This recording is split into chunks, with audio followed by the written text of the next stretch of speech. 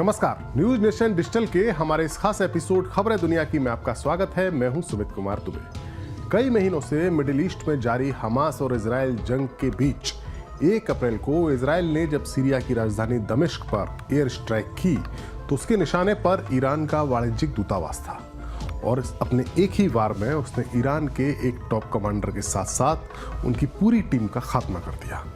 Israel के इस action से ईरान इतना भड़का कि उसने कुछ दिन बाद इजराइल पर सीधे अपनी मिसाइलों और ड्रोन से जवाबी कार्रवाई कर दी। ईरान की यह कार्रवाई अपने आप में ऐतिहासिक है क्योंकि इस कार्रवाई का मतलब सीधे इजराइल के साथ जंग का आगाज हो सकता है। ये कार्रवाई जंग का आगाज करा सकती है और इजराइल के साथ जंग का मतलब है अमेरिका के साथ जंग, क्योंकि मुस्लिम देशों वाले इस मिडिल ईस्ट के इलाके में अमेरिका एक तरीके से इजराइल का गारंटर है। इजराइल की सिक्योरिटी, यहूदी देश इजराइल की सिक्योरिटी का गारंटर है। इस पूरे के पूरे इलाके में ऐसे छोटे बड़े कई मुल्क हैं जहां अमेरिका के फौजी अड्डे हैं और इस पूरे इलाके में अमेरिका की बादशाहत को अगर कोई मुल्क चुनौती देता है तो वो है ईरान। इजराइल तो बस अमेरिका का एक मोहरा ही माना जाता है। कच्चे तेल और नेचुरल गैस के खजाने वाले इस पूरे इलाके में अमेरिका के वरदहस्त को असली चुनौती तो बस ईरान से ही मिलती है। आपको यह जानकर आश्चर्य होगा कि एक वक्त था जब इस इलाके के कई बाकी देशों की तरह ईरान भी अमेरिका का ही यार हुआ करता था, अमेरिका का दोस्त हुआ करता था और ईरान में वही होता था जो अमेरिका चाहता था। हमारे आज के इस एपिसोड में हम बात करेंगे कि आखिर कैसे ईरान और अमेरिका की दोस्ती में दरार पड़ गई और ऐसी दरार पड़ी कि दोनों मुल्क एक दूसरे के कट्टर दुश्मन बन गए। हम बात करेंगे कि आखिरकार अमेरिका और ईरान के बीच ऐसी कौन सी दुश्मनी है जिसने इन दोनों मुल्कों को जंग के इतने करीब लाकर खड़ा कर दिया है। पहले बात इतिहास की करते हैं ताकि उससे मौजूदा हालात को समझने में थोड़ी सी आसानी हो। मिडिल ईस्ट के बाकी इलाकों की तरह ईरान में भी खनिज तेल के बड़े बड़े भंडार मौजूद हैं। सेकेंड वर्ल्ड वॉर के बाद जब अमेरिका इस दुनिया की 2 महाशक्तियों में से एक यानी सोवियत संघ के अलावा दूसरी महाशक्ति बना था, तब उसने मिडिल ईस्ट के इस तेल के भंडार पर अपना आधिपत्य जमाने की भरपूर कोशिश की थी।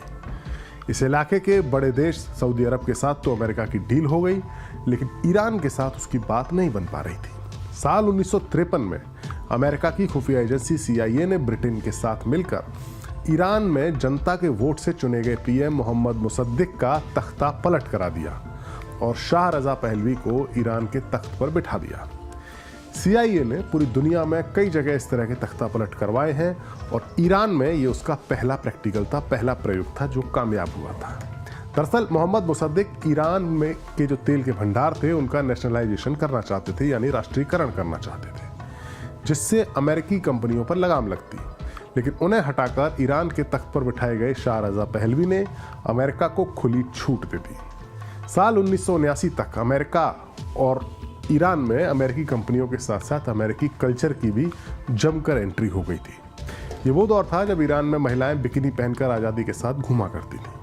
लेकिन इसी बीच ईरान की आवाम का जो रूढ़िवादी तबका था उसमें अमेरिका के खिलाफ गुस्सा बढ़ता जा रहा था। साल 1979 में ईरान में इस्लामिक क्रांति हुई।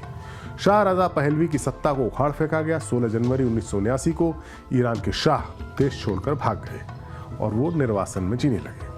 अयातुल्लाह रूहुल्लाह खुमैनी जो धार्मिक नेता थे उनको ईरान का सुप्रीम लीडर बनाया गया। 1 अप्रैल 1979 को ईरान को एक इस्लामिक देश घोषित कर दिया गया। बस यहीं से ईरान और अमेरिका के बीच की दुश्मनी के बीच पड़ने शुरू हो गए। ये दुश्मनी तब और आगे बढ़ी जब इस्लामिक क्रांति के बाद कुछ छात्रों ने तेहरान में जो अमेरिकी दूतावास मौजूद था वहाँ 52 अमेरिकी नागरिकों को बंधक बना लिया और 444 दिनों तक वो लोग होस्टेज बने रहे। अमेरिका ने बहुत ज़्यादा कोशिशें की लेकिन उन्हें नहीं छुड़ा सका। अमेरिकी प्रेसिडेंट जिमी कार्टर अपने लोगों को छुड़ाने में नाकाम रहे और उनको तभी रिहा किया गया जब उनकी जगह रोनाल्ड रीगन अमेरिका के राष्ट्रपति बने। ईरान का पड़ोसी मुल्क है इराक। इराक के तानाशाह सद्दाम हुसैन ने अमेरिका से शह लेकर ईरान पर हमला किया और 1980 से 1988 के बीच पहला खाड़ी युद्ध हुआ। इस जंग में अमेरिका सद्दाम हुसैन के साथ था और ईरान को जान माल का काफ़ी नुकसान उठाना पड़ा। बाद में जब सद्दाम हुसैन ने कुवैत पर भी हमला कर दिया तो अमेरिका का फोकस ईरान से हटकर इराक की तरफ चला गया और 2 बार अमेरिका ने इराक पर हमला करके सद्दाम हुसैन के शासन का अंत कर दिया। सद्दाम हुसैन की मौत के बाद इराक पर ईरान का असर भी काफ़ी ज़्यादा बढ़ गया और एक तरह से अमेरिका और इराक की जंग का फ़ायदा ईरान को हुआ। इसी बीच ईरान की समझ में आ गया कि अमेरिका के साथ उसकी दुश्मनी उसकी सुरक्षा के लिए खतरा है।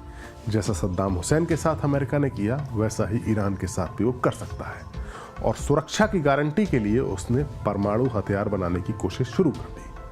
वहीं अमेरिका और उसके साथी देशों ने ईरान पर इतनी पाबंदियां लगा दी कि उसके लिए अपने कच्चे तेल को बेचना भी मुश्किल हो गया। ऐसा नहीं है कि ईरान और अमेरिका के बीच समझौते की कोशिश नहीं हुई हो। सबसे सीरियस कोशिश यानी सबसे गंभीर प्रयास साल 2015 में हुए, जब अमेरिका के राष्ट्रपति थे बराक ओबामा और उन्होंने ईरान के साथ एक ऐतिहासिक डील की। इस डील के तहत ईरान खुद पर लगी पाबंदियों को हटाने या उन्हें कम करने के एवज में अपने न्यूक्लियर प्रोग्राम को बंद करने के लिए राजी हो गया। लेकिन अमेरिका के अगले राष्ट्रपति डोनाल्ड ट्रंप ने ईरान के साथ हुई इस डील को रद्द कर दिया और ईरान फिर से अमेरिका के रडार पर आ गया। अब हम आपको बताते हैं कि हमास इजराइल की जंग में ईरान की क्या भूमिका है और इस पूरे मामले में अचानक से ईरान क्यों इजराइल के सामने आकर खड़ा हो गया है।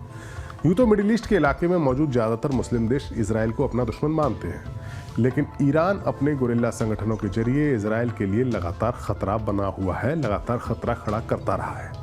फिलिस्तीन का जो संगठन है हमास, उसको ईरान की एक्टिव मदद मिलती रही है और लेबनान में, जो कि इजराइल के उत्तर में है, वहाँ मौजूद भारी हथियारों से लैस एक मिलिशिया है, एक आतंकी संगठन है हिजबुल्लाह, जिसको ईरान ने ही खड़ा किया है, जिसको आतंकी संगठन का दर्जा भी दिया जाता है। अब हालात ये है कि ईरान इजराइल जंग की सूरत में हिजबुल्लाह उत्तर की दिशा से इजराइल पर हमला कर सकता है।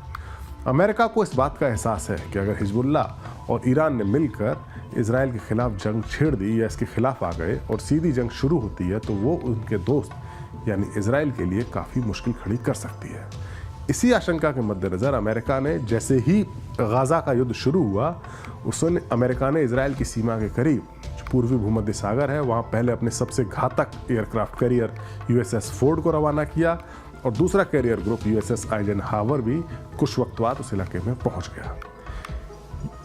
अगर दोनों देशों में जंग होती है, यानी इजराइल और ईरान के बीच में जंग होती है, तो निश्चित तौर पर इसका असर पूरी दुनिया पर पड़ेगा, जो पहले से ही रूस और यूक्रेन युद्ध के चलते परेशान है और इजराइल और ईरान के युद्ध में अमेरिका की एंट्री होगी ही होगी। यानी अमेरिका ईरान की अपनी पुरानी दुश्मनी पूरी दुनिया पर भारी पड़ सकती है, जो दुश्मनी ईरान और अमेरिका की है।